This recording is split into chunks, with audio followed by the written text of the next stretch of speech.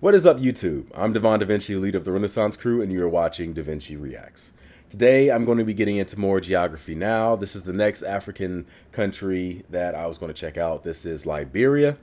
Now, for those of you that don't know about Liberia, I believe it was like a project that the United States did not to see what would happen, but to send freed slaves back to Africa as a way of, I guess, trying to make amends or make right. I don't know a lot about the Liberian country other than Michael Jackson, of course. Liberian girl, you know that you came and you changed my world. I'm a big fan of Michael Jackson. Now, with that being said, let's jump into this and see what it has to offer. I am very curious about the history of Liberia because of the origins of it. And, well, let's just jump into it. All right, my fellow American geograpeeps. America, do you realize that our country kind of has like a long-lost, estranged African stepson? Yeah, we really need to like visit and follow up with him more because we kind of did, in a sense, create him. I'm just saying. Yeah. It's time to learn geography now! Hey everyone, welcome to Liberia, the US's little experimental African resettlement project, and one of the only two nations in Africa that never got colonized. I beg to differ. Okay, you tried to colonize us for like 5 years, but that doesn't really count for colonization. In many ways, Liberia... Okay, yeah. I made a mistake in the last Ethiopia video when I said... I confused occupation with colonization. Italy didn't colonize Ethiopia. They just occupied them for, I think, the duration of the war. But as you all know, Italy, and no disrespect to Italians, Italy kind of got their ass whooped in World War II. So that occupation wasn't very long. Also, I noticed in the Ethiopia video, and I don't know if I mentioned this in other videos, they didn't go into the segment of the video where they go into the history of Ethiopia, where they like do a quick recap of like all the significant things that happened in the history. I don't think that was in the Ethiopian video, right? So, I don't know. Maybe he did a correction at some point, but I haven't seen anything about it. Okay, you tried to colonize us for like 5 years, but that doesn't really count for colonization. In many ways, Liberia is incredibly unique on how it became the way it did. No other African state has their type of story, and it all begins on a little place called the Pepper Coast. Let's begin.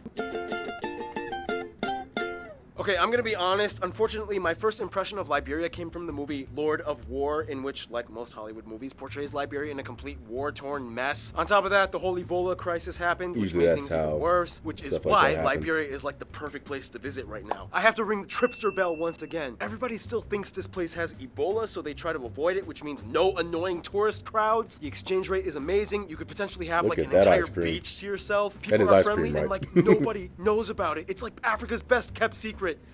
Which I just ruined. Oh shoot. First of all, Liberia is located in West Africa, bordered by Guinea, the Ivory Coast, and Sierra Leone, as well as the Atlantic Ocean to the southeast. The country is divided into 15 counties. I always love the capital name Sierra Monrovia, Leone. which, by the way, is named after American President James Monroe, located in the upper west coast of the country. By the way, the flags of the Liberian counties are notoriously famous for being kind of funny looking. CGP Grade does a great podcast explaining how they kind of look like they were made out of Microsoft Paint. We'll talk more about it on Flag Friday. The largest cities after the capital Monrovia are Baranga and Kakata.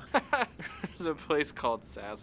The two busiest international airports are Spriggs Payne, which is literally like downtown in Monrovia, and Roberts International in Harbel, which is the airport most people arrive in when flying to Liberia from abroad, even though it's about 25 miles or 40 kilometers away from downtown Monrovia. Otherwise, you might be better off hitching a boat ride along the coast to one of the four main harbors: Monrovia, Buchanan, Greenville, or Harper. Those towns sound so American. Greenville, Buchanan. Oh, these guys. Otherwise, some notable places of interest might include the strange rock formations in Sasstown, the giant footprint in Pinyan, the National Museum, Centennial Pavilion, the Sacred Heart Cathedral, the Lofa Rainforest, surfing at Roberts Spot, Sapo National Park, Mamba Point Arts District, the Basa Eco Lodge, Kapatawi Waterfall, and Chimpanzee Island in Marshall. And the best part is, there's like nobody crowding around these places. Hey, Ken. Yeah? Go on your phone, go to Skyscanner, check out flights from LAX to Monrovia. How much do flights cost? Okay, the cheapest flight is 25 hours long with 3 layovers in New York and Togo and Ghana. And coming back, it's gonna be 33 hours long going through Ghana and Ethiopia and Dublin. Tally up the cost of food and accommodation. That brings us to about... And that's just for one person? Okay, if Geography Now makes a lot of money in the next few months, I'll think about it. Ooh, can I come? Yeah, why not? Can you guys move on to the next segment, please? Some people want to learn stuff. Oh, Tell me how to do I was about to say there was no payoff for that joke, but okay. So anyway, Liberia was originally called the Pepper Coast by the Portuguese when they spotted the Malagueta peppers that grew there. First of all, the country is made up of 3 main physical regions: the flat coastal mangroves and swamps and valleys, the small rolling hills inland, and the tallest peaks in the North Lofa County, where you can find the tallest mountain, Mount Uteve in the Guinea Highlands. Nearby, the longest river, the St. Paul, comes from the Guinea border, meandering all the way to the Atlantic by Monrovia, where just a skip away you can find the largest lake, Lake Piso, a brackish water lake. Brackish water. What does that mean? Noah, explain. All right. In the world of water bodies, a body water that contains any level between 0.05 to 3% salinity is considered brackish. In the case of Lake Piso, a small inlet, it connects the ocean, allowing salt to enter. Awesome, great job, Noah. Yeah, no problem. Oh, actually, you made a mistake. The longest river isn't actually the St. Paul, it's the Kavala River that goes along the border. He's gonna try to kill you. Okay, Just thought you no, should that's know. good enough. That's good enough. Okay, just Okay, how about I just walk out of frame? Yeah, Okay. okay. All right. yeah. It rains a lot in Liberia. They have a saying in Liberia: by the rain or by the sweat, either way you will get wet. Where have I heard that before? By the rain and by the sweat. Right, you're gonna get wet. Basically, Liberia has 2 seasons, dry and wet. But even in the dry season, it's still incredibly humid, so you're never gonna be completely dry. Resource-wise, Liberia is kind of like a jackpot country, even though they only have 1 national park, Sapo, the 2nd largest tropical rainforest in West Africa. However, the national animal is, no shocker, the lion. Everybody wants the lion. Even the UK took the lion for some reason, and lions have never naturally inhabited that area anyway. Speaking of animals, let's address the elephant in the room, Ebola. Ken, was that joke distasteful? Nah, I'd say you just barely grazed past the boundary. Good enough! Yes, during 2014, there was an outbreak of the virus with thousands that ended up dying. After months of pretty much quarantining and treating the entire nation, the outbreak was contained, and after passing a 42-day time period, the nation was declared Ebola-free in January 2016 with heightened surveillance. The whole ordeal left Liberia stigmatized and economically shunned. This was not what they needed. Nonetheless, through some smart decisions, they moved forward and continued rebuilding. Unemployment is only at about 3.5%. Exports like timber and rubber are at their highest. GDP growth has overall risen, peaking at 9.4% in 2007, and by 2011 they became one of the fastest growing 20 economies in the world. They even dramatically reduced their external debt through commercial debt relief from 4.5 billion to 222 million. That's like deleting 17/18ths of your debt. That's like Noah deleting my weight and replacing it with this messenger bag.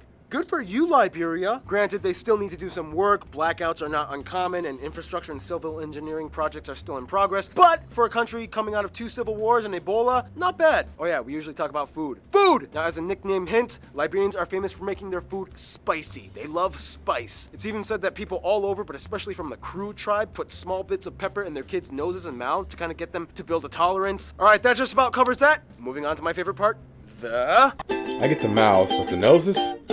That The just seems like strongest torture. trait for Liberia would have to be its story. It was like an experiment that actually ended up working, then kind of got glitchy, but then rebooted. First of all, the country has about 4.6 million people and is the only African state to have gained independence without major revolt. The largest of the groups in Liberia are the Kapele at about 20%, the Bassa at 14%, the Americo-Liberians come in third at around 11%, the Gribo at about 10%, and the rest are made up of most of the remaining 12 tribes, plus a few other non-Africans. They use the Liberian dollar, but accept US dollars. They use the A, B, C, and F outlets, and they drive on the right side of the road, and they are one of the only 3 countries in the world that uses imperial units instead of metric, just like the US and Myanmar. Yeah, it's just us 3 against the world. We're in this together, guys. Woo! Even though recently they've considered transitioning into the metric system. Oh, no, you don't. Get back on over here. In Liberia, the official language is English, should but only transfer about a at some fifth of the point. country speaks it properly. It's more common to hear Liberian colloqua, which is like a mashed up Creole-ish type of language that incorporates words from various tribal languages. For in example, America, we pem probably pem, biggie try to ding, rebel chop, if somebody noko, introduced the and one of damn my favorites, metric system. Swimara. It's been said that a standard Makes me American feel English sad. speaker can listen really hard and maybe pick it up in about 2 weeks. Well, and they always track extra sounds like o or ya on words. Right o, not bad o. Ya, hello. It's kind of like Singlish they're with Canadian. no or la. Man, Liberia, you guys have a lot in common with Singapore. Like, have you ever met Singapore? Like, here, talk amongst yourselves. Like, yeah, hey, say hi to each other. As mentioned, Liberia has 16 main tribes. Each speak their own language and dialect, specializing in their own unique customs and trades. For example, example, the Kisi tribe is famous for being rice farmers, the Dey are known for being salt traders and carving wood masks, the Bassa are like the people of the forest and they're good at hunting, the Kapele are the largest tribe and they were the tribe that historically became slaves to the other tribes, so there's kind of like that stigma that they don't like having. The Vai are the people from the Mali kingdom that actually created their own script, making it one of the few indigenous African writing systems. The Kru are masters of sailing and fishing, many work for the Coast Guard. The Mandingo and Gio and Mano tribes are like the Muslim tribes, and the Grebo are great fishermen. Now here's the interesting part. One thing that makes Liberia stand out from the rest of Africa was that the nation, at least in modern times, was resettled by freed slaves that were initially brought from the US and Caribbean in the mid-1800s by the American Colonialization Society. Okay, get ready because I'm about to go into story mode. Basically, if you were a freed slave in the US in the mid-1800s, you had two choices: stay as a disenfranchised individual and hope that over time society would get better for you, or you could take your chances and sail to Africa and create your own society run by you and other freed slaves funded by the US government. In 1822, the first ship set sail, and over 4 decades, over 13,000 freed slaves were returned back to Africa, and an entirely new people group, the Americo-Liberians, were formed. Some of whom were mixed-race children of slave owners that had privileged upbringings and educations. It was strange though, because essentially these new African-American colonialists were returning back to the continent of their ancestors, which was completely foreign to them. They didn't initially get along with the indigenous people groups, and for a while clashes and fights broke out. Eventually the Americo-Liberians took power as the elite. They built their own infrastructure and government based off of the US system of legislation. They tried to build schools and churches to help integrate the natives, and after decades they finally gave birthright citizenship to the tribes. So in a sense, historically, there's always kind of been like this rift between the natives and the colonialists. Tensions eventually led to the first and subsequent second civil wars in the 80s and 90s and early 2000s, caused by natives backlashing against the Americo-Liberian elite. Eventually peace deals were signed, the most free and fair elections took place. Ellen Johnson Sirleaf, a Harvard-trained economist, won the presidency and became the first female president in all of Africa, and then George Weah was voted in to follow after her. The majority of Liberians, around 85.5%, identify as Christians, mostly Protestant, although indigenous belief systems are also practiced and sometimes syncretized, whereas about 12% are Muslim. Oh, and one more thing, from what I've been told, in Liberia, everyone likes to bluff, flaunting expensive clothes and accessories. They all have like the newest cell phones, even if they live in shanty houses. They even have a word for it, cheeky. Hey, but you know, we're all kind of guilty of trying to show off for making an impression to people. Last of all, a few famous people from Liberia or of Liberian descent might include people like Martin Delaney, Chris Bondi, India Ari, Saren Kaba Jones, Tamba Hali, maybe Oprah Winfrey, Kat Graham, and Louis Gossett Jr. A lot of those people though are like Americans of Liberian descent, but I guess it still kind of counts. Speaking of America and relations with them,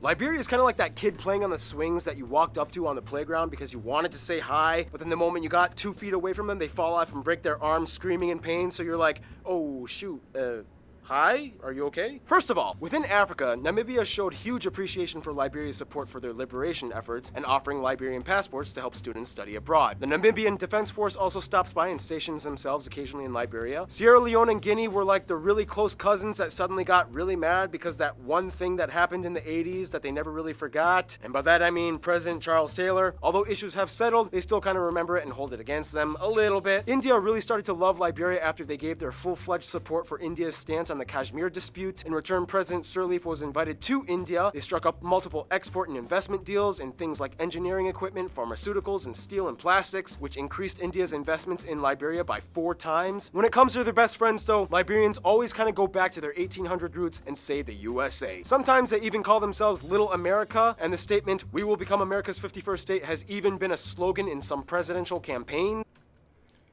I mean, I'm not against that at all, but I'm sorry, but Puerto Rico is going to be the 51st state. That's pretty much a guarantee. Like they're pretty much a state in everything except for name already. So, I mean, 52nd state. I mean, y'all should be the 51st state because y'all were connected with America. I'm pretty sure before Puerto Rico was, but I don't know. Relationships with Puerto Rico just grew fast. So Puerto Rico is likely to be the 51st state. I would hope that somebody would include them at some point because there's a lot of situations where they get the shaft when it comes to their impact on our politics. And I would like to see them and Liberia be added as a state at some point. Many of their former presidents were even born in the US. Even though tensions were built up in the 80s and 90s, the US is still the largest provider of investment and foreign aid, and they still take cultural and diplomatic cues from their stepdad. Overall, the two have a weird but somewhat functional relationship. In conclusion, nowhere else in the world do you find an African nation colonized by African Americans. It's just only in Liberia. Interesting, eh? Stay tuned. Libya is coming up next. Well, there you go. Now, like I said, I knew Liberia had a very interesting origin story. I don't know anything about the civil wars or anything like that, so I will have to check them out at some point. Like, the only real civil wars I know out of Africa are the ones involving Rwanda. And that's from the movie. Like, that's it. So I need to get more into the history of Africa and some of the conflicts and everything. Another reason why I would like to see America make Liberia the 52nd state is because I feel like if they become the 52nd state, they'll get more investment from America. Like, their economy will probably do better because there'll be more money that can be generated to it. And by doing that, it could influence the nations around them to also